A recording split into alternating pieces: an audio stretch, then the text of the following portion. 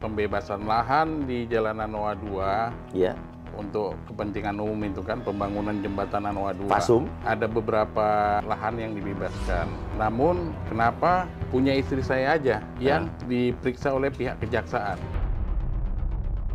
Jadi kalau menurut kuasa hukum, kalau emang ada kriminalisasi, siapa yang mengkriminalisasi Ibu Nyoman ini? Itu mantan suaminya kerjasama dengan jaksanya. 3, 2, 1, close the hoarding. Yes, oke. Ketemu bersama saya, kembali lagi bersama saya Uya Kuya a.k.a. Surya Utama SIP Sarjana Ilmu Politik, ya, di LBU Lembaga Bantuan Uya. Oke, sekaligus saya juga adalah Bacalek DPR RI untuk Jakarta Selatan, Jakarta Pusat, dan luar negeri dari PAN. Ya, oke. Sekarang kita bersama Bapak Franky Simatupang, ya kan, dari Palu ya, datang jauh-jauh. Dari Palu, iya. Dari Palu. Ya. Yang datang ke sini katanya ingin membela istrinya. Betul. Yang sekarang di penjara. Iya, di penjara. Oke, gimana ceritanya, Pak? Ada pembebasan lahan di Jalan Anoa 2. Iya. Untuk kepentingan umum itu kan pembangunan jembatan Anoa 2. Pasum, fasilitas umum. Fasilitas umum, betul. Iya. Jadi ada beberapa lahan yang dibebaskan. Iya. Namun kenapa punya istri saya aja yang diperiksa oleh pihak kejaksaan berdasarkan laporan dari mantan suaminya Ibu Nyoman. Oke, jadi gimana? Istri Bapak punya apa? Aset apa? Punya ini, rumah, aset tanah? Rumah dan tanah. Yang itu dibeli oleh pemerintah? Dibeli oleh pemerintah. Untuk pembangunan jembatan? Iya, betul. Udah dibeli nih? Sudah, dan bahkan jadi aset.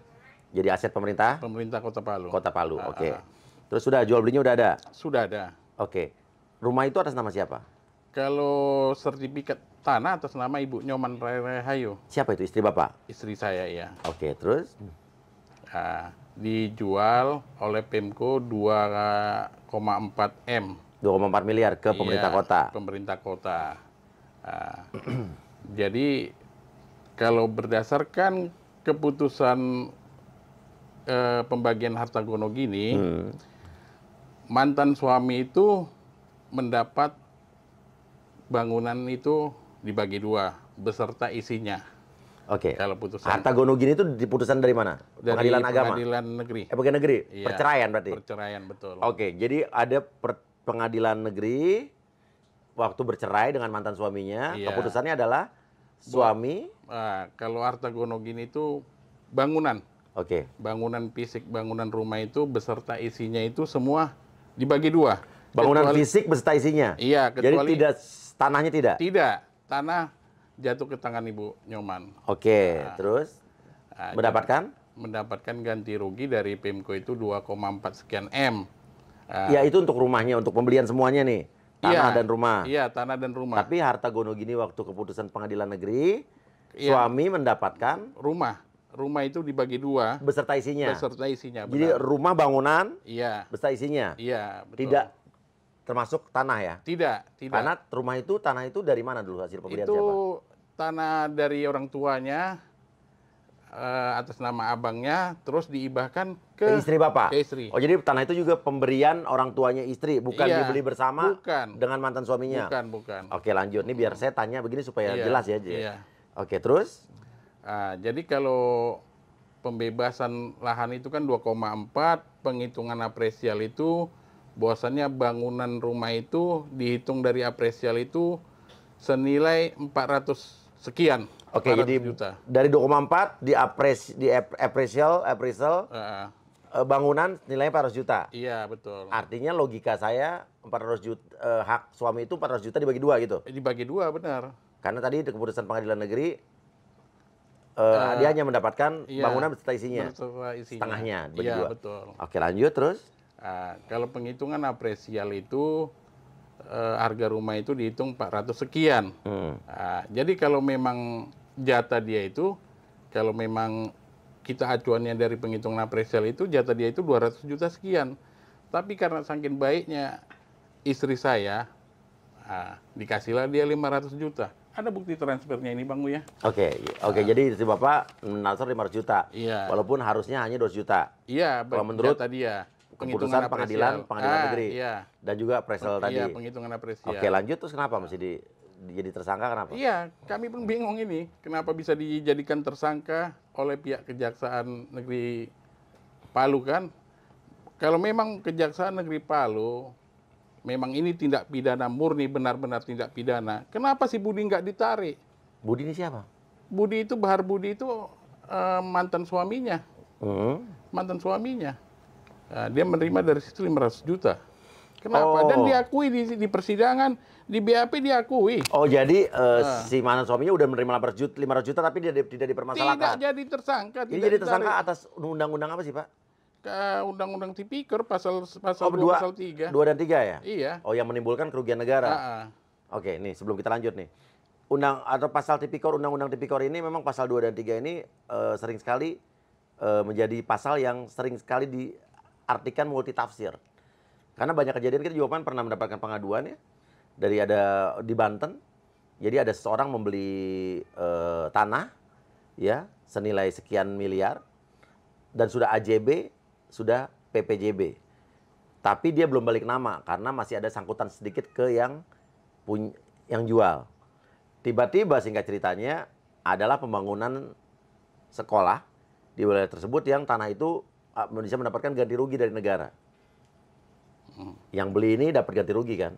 Ternyata 2 kali lipat lebih dari dia beli. Yang jual dengar nih, dia belum lunas nih sama gue, tinggal dikit lagi. Tapi tanah itu kok dijual lebih tinggi. Dia gugat lah pembeli ini dengan undang-undang Tipikor. Kena yang beli, Pak. Tapi saya juga bingung gitu kan. Jadi bagaimana gitu kan. Iya. Jadi memang banyak orang yang masih merasa ini pasal yang mesti ditafsirkannya benar-benar dibacanya harus jeli, detil, dan tidak multitafsir dan tidak jadi pasal karet. Oke, dan lanjut Pak ya. Ini kita belum tahu nih kalau istri Bapak gimana masalahnya. Sekarang Terus istri Bapak dilaporkan oleh si Budi, si mantan suaminya. Iya, mantan suaminya. Berarti kalau Tipikor berarti istri Bapak dianggap menimbulkan kerugian negara dong. Benar. Pasal 2 dan 3 iya. Sesuatu yang pokoknya menimbulkan kerugian bagi negara. Okay. Di sini kan Bang Kuya yang disangkakan kan ada Pak Gunawan, Pak Padel. Siapa nih Pak Gunawan, Pak Padel? Kalau Pak Gunawan itu Kadis Tata Kota itu, kalau nggak salah saya jabatannya. Oh, dari pemerintahnya. Iya. Kalau Pak Padel itu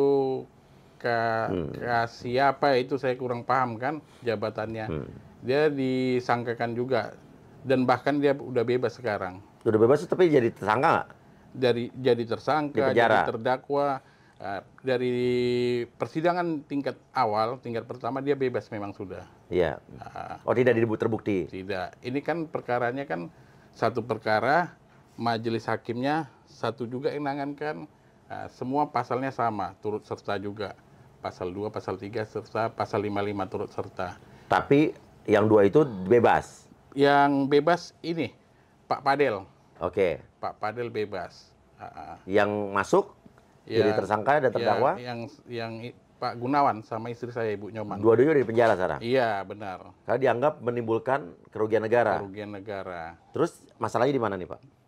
Tapi kalau di surat putusan ini, hakim menjelaskan pertimbangan hakim tidak ada kerugian negara di ini. Istri saya kan kena di pasal 3-nya ya. Yeah. Kalau nggak salah istri saya kena di pasal 3-nya. Pasal 3-nya itu yang non fisik ya, yang 600 juta sekian. Tapi kalau di pasal primernya tidak ada kerugian negara. Di pasal primer tidak terbukti menimbulkan kerugian negara. Tapi betul. Di pasal apa tadi? Yang di pasal 3-nya subsidiarnya katanya bahwasannya terbukti adanya kerugian negara sebesar 610 juta. Atas dasar 610 juta itu dijabarkan sebagai yang non fisiknya Bang Kuya. Non fisik itu artinya apa? Bangunan? Ini ada dia. Bangunan, Biar saya bacakan ya, non bangunan. 1 solatium, 2 biaya pindah, 3 asumsi biaya pindah, 4 asumsi biaya notaris, 5 beban depresiasi. Jadi totalnya secara keseluruhan yang 5 poin juta. tadi itu 610 juta Oke. sekian. Itu Tapi yang untuk non-fisik. Untuk ini saya nggak bisa komentar nih, karena saya nggak ngerti nih. Harusnya Bapak nggak ada pengacara mungkin yang Ada. bisa lebih menjelaskan lebih detail secara hukum? Ada. Pengacara istri Bapak? Kalau saya nggak bisa, kalau kami nggak bisa berharap ini Iya. terlalu besar dengan pengacara kalau saya ya. Kenapa, Pak? Karena ya tahulah mungkin Bang Kuya kan. Ya saya mau memperjuangkan istri saya lah ini mencari keadilan. Saya sudah mensurat ke Pak Presiden, Iya. ke Pak Mahmud MD, ke Komisi 3, ke MA dan ke Komisi Yudisial ya. KY. Iya. Jadi Bapak merasa istri Bapak dikriminalisasi gitu? Jelas, iya. Tapi kan udah ada putusannya dari pengadilan nih. Iya. Dikriminalisasinya karena apa? Lebih ke apa? Di mana kerugian negara? Oh, di mana kerugian negaranya? Nah, sekarang penghitungan apresial itu jelas 2,4 itu biaya fisik dan non fisik. Itu tidak bisa dipisahkan. Rumah, tanah, bangunan. Dan sekarang sudah jadi aset Bang Kuya. Di pemerintah Kota Palu. Iya, Mana? Dan istri Bapak sudah dibayarkan uang ganti rugi dan istri Bapak sudah mentransfer ke mantan suaminya juga 500 juta yang seharusnya menurut putusan pengadilan negeri waktu bercerai hanya 200 juta. Iya, karena kan harta gonogini itu kan ini bangunan beserta isinya. Oke, itu, mungkin gini kali. Bapak pertanyaannya tadi kalau saya salah tangkap, kok istri saya kok istri Bapak jadi ditersangkakan, mantan suaminya yang menerima duit juga tidak. Tidak. Jadi pertanyaan Bapak adalah, mungkin kalau ada pihak-pihak yang lagi nonton, mungkin mau ngomong apa, Pak? Ya, biarlah publik yang menilai tentang penanganan proses hukum ini yang ditangani oleh pihak kejaksaan. Biar publik bisa menilai. Di sini semua jelas. Yang lucunya Bang Kuya waktu tuntutannya, yang 2,4 itu, yang 2,4 itu yang dianggap kerugian negara. Waktu tuntutannya. Dakwaan pun begitu. Kita menjual aset 2,4. Itu dianggap kerugian negara. Aset kita mana sekarang? Lucu nggak? Oke. Sementara waktu vonisnya ini premiernya tidak terbukti. Primer tidak terbukti. Tapi malah justru yang terbukti adalah non fisik yang sebesar 600 juta. Iya. Oke. Sementara istri Bapak udah mau mentransfer uang juga sebesar 500 juta ke mantan suaminya. Yang menggugat. Iya. Yang melaporkan Yang melaporkan. Iya. Oke. Kalau di berita pemeriksaan ini dan di persidangan dia menyurat ke BPKP, suruh melakukan audit, dia menyurat ke mana lagi dia itu, kejaksaan juga, kejaksaan tinggi, begitu. Apalagi Pak yang ingin Bapak sampaikan Pak? Oh ini, saya lupa tadi Bang Kuya, bahwasannya pihak Kejaksaan Negeri Palu mengeksekusi istri saya, ini ada kejanggalan. Iya. Kalau di keputusan kan itu yang non fisik. Pasal 3-nya yang dianggap kerugian negara. Pasal 2-nya kan istri saya bebas primernya pokoknya. Oke. Tapi di surat yang dieksekusi ini yang dicantumkan pasal 2-nya. Oke, pasal 2 dianggap tidak terbukti. Tidak terbukti bebas. Tapi waktu eksekusi dianggap melanggar pasal 2. Kenapa nggak dipertanyakan? Kebetulan waktu itu saya itu udah gimana Bang Kuya ya, karena sudah... Kan harusnya pengacara detil nih ngeliat ini gitu kan? Iya, dia sudah nyampaikan sama saya. Tapi sesudah dieksekusi, dieksekusi istri saya. Tapi kalau mungkin dia langsung ngasih tahu, pasti saya suruh perbaiki lah, minimal kan. Kan jelek cara kerjanya macam gini. Oke, sekarang istri Bapak kena hukuman berapa lama? Kalau waktu itu, kalau ponisnya itu dari tingkat awal itu kena 2 tahun dia. 2 tahun, baru subsidiar itu 1 bulan dengan denda 50 juta ya. Baru uang pengembalian yang 650 juta itu. Tetap harus dibalikin? Itu uang pengembalian. Sekarang udah berapa lama ditahan?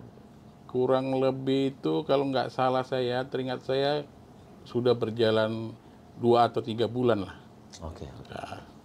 Atau Bapak mungkin nggak mau telepon ke, biar penjelasan dari lawyernya istri Bapak dulu deh. Oh, bentar iya kan? Coba saya telepon dulu ya. Halo, Tulang. Selamat sore, Iya. saya kan ini kebetulan lagi nyambung di ya? brokesnya Bang Kuya kan, di brokesnya Bang Kuya. Ya, karena Tulang kan sebagai pengacaranya dia mau bicara juga lah, Bang Kuyanya. Boleh bicara Tulang? Boleh? Ini. Iya, Pak. Halo. Halo. Iya, selamat siang, Pak. Iya. Ya, selamat siang. Jadi sebetulnya kasusnya Ibu Nyoman ini gimana? Jadi intinya gimana? Intinya sebenarnya dia tidak bersalah. Tidak bersalah. Iya, kriminalisasi. Oke, dasarnya dibilang kriminalisasi karena apa coba? Coba saya jelaskan ya dari segi hukum. Ya sebenarnya dia nggak ada kena baik hasil bangunan itu maupun Non fisik. Itu tidak itu dia tidak kena gitu. Jadi tapi ini kenapa jadi kena seperti tidak ada alasan, yang mana buktinya nggak ada bukti. Oke, ini kan dianggap untuk non fisiknya menimbulkan kerugian negara katanya sebesar 600 juta, katanya begitu kan?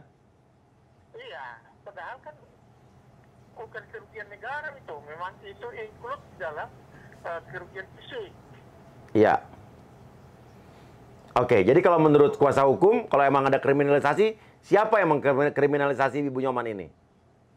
Itu mantan suaminya kerjasama dengan jaksanya. Oke, menurut Bapak gitu berarti ya? Iya. Oke.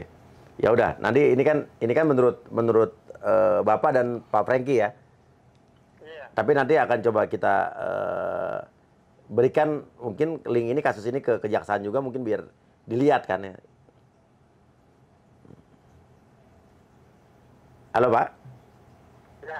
Ya, nggak keberatan kan kalau masalah ini, link ini juga saya share ke kejaksaan? Ya, tidak masalah. Tidak masalah ya? Iya. Oke. Ya udah.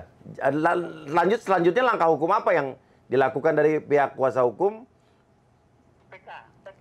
PK sekarang sudah berjalan? Sudah. Iya. Ada banyak nupumnya itu. Apa? Nupum, banyak, bukti baru. Banyak novumnya kapan? Pengajuan novum dan PK ini kapan? Udah apa berjalan? Sudah. Tinggal menunggu putusannya. Tinggal menunggu putusannya. Iya. Oke. Kalau begitu nanti saya akan coba share aja linknya, karena saya juga di sini kan secara kacamata hukum, saya bukan orang hukum ya, jadi saya hanya melihat secara umum dan general gitu ya. Oke, tadi menurut Bapak Franky juga bilang kalau istrinya kena, kenapa mantan suaminya nggak kena gitu? Karena mantan suami menerima 500 juta. Menurut Bapak gimana? Iyalah, kan sebenarnya justru itu uang itu di mantan suaminya, justru ini yang harus diseret.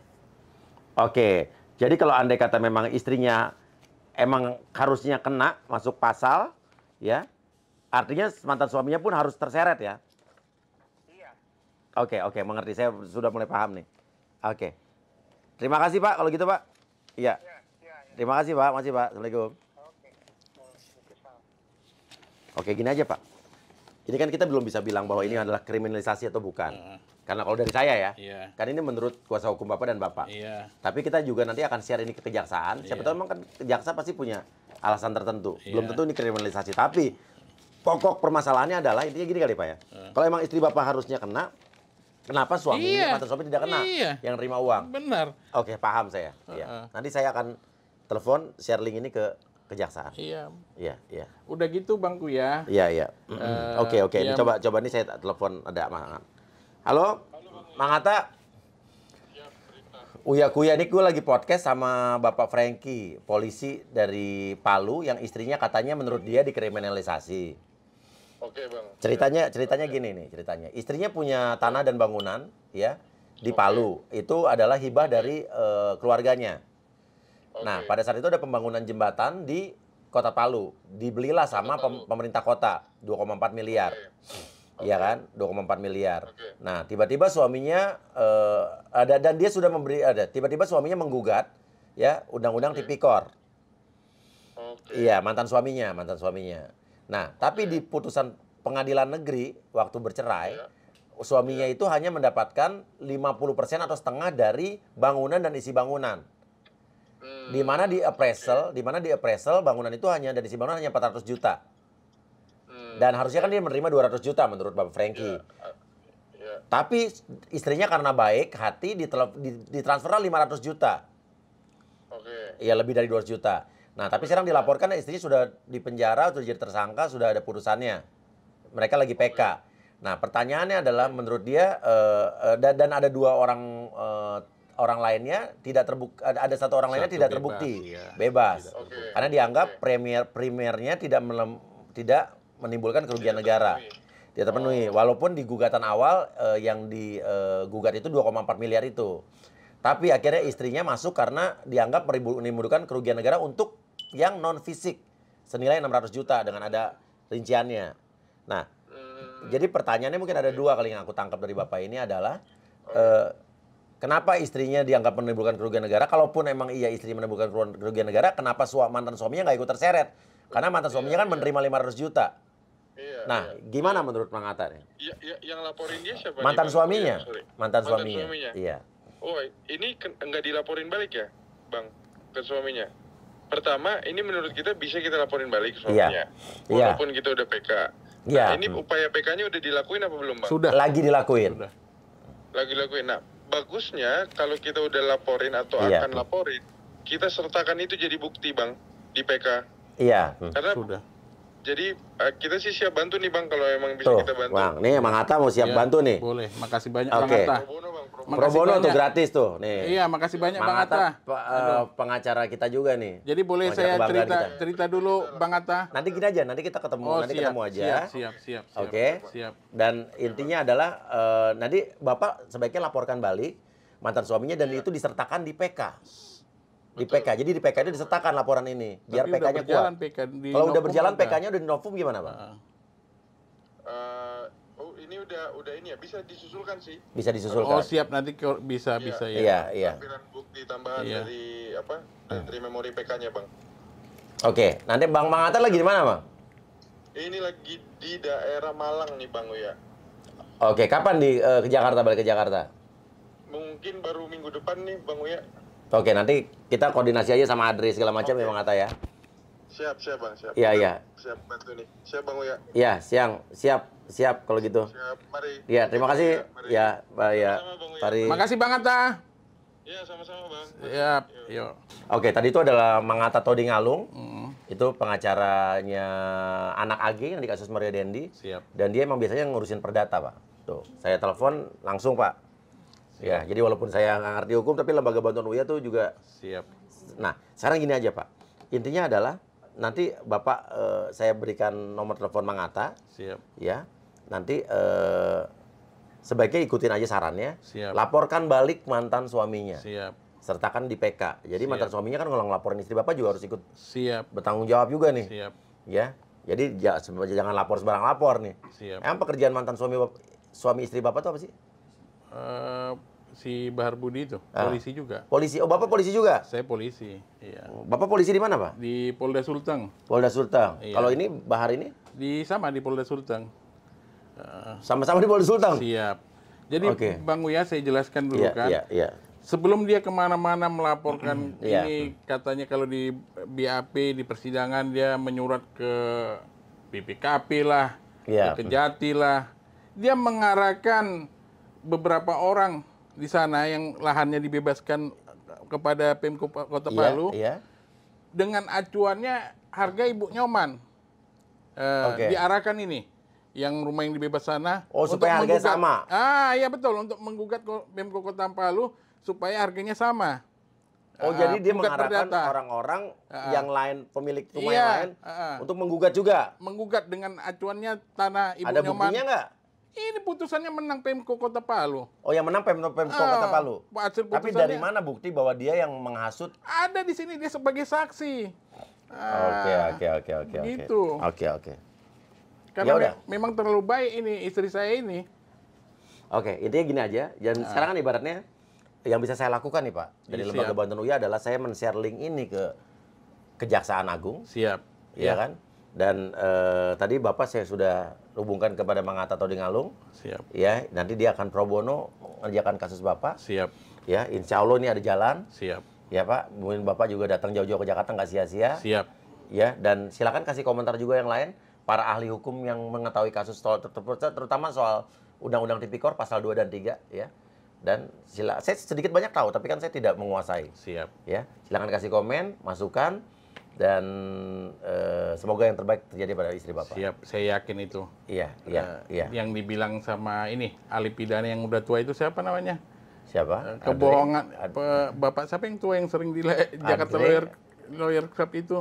Kejahatan itu secepat kilat, tapi akan kalah dengan kebenaran. Saya yakin itu. Oke, siap Bapak. Bapak tahu menghubungi kita dari mana? Dari adminnya ini, IG-nya Bang Kuya-Kuya. Ibu itu ya, nomornya ya. Oh ya, kenapa Bapak mau hubungi saya? Karena saya sering lihat prokesnya Bang Kuya-Kuya itu sering membantu tentang pendapat hukum. Oke, masalah-masalah hukum Masalah hukum ya. Oke. Siapa? Ya, saya kira kalau kita orangnya nggak pilih-pilih, siapapun yang kita bisa bantu kita bisa bantu. Makasih banyak, Bang Kuya. Oke. Semoga yang terbaik kan. Sama-sama Pak. Oke, terima kasih banyak. Wassalamualaikum warahmatullahi wabarakatuh. Tuhan jaga kita semua. Kuatkan kami dari cobaan. Hanya kepadamu Tuhan kami kan berserah. Kita pasti kuat. Indonesia jangan menang.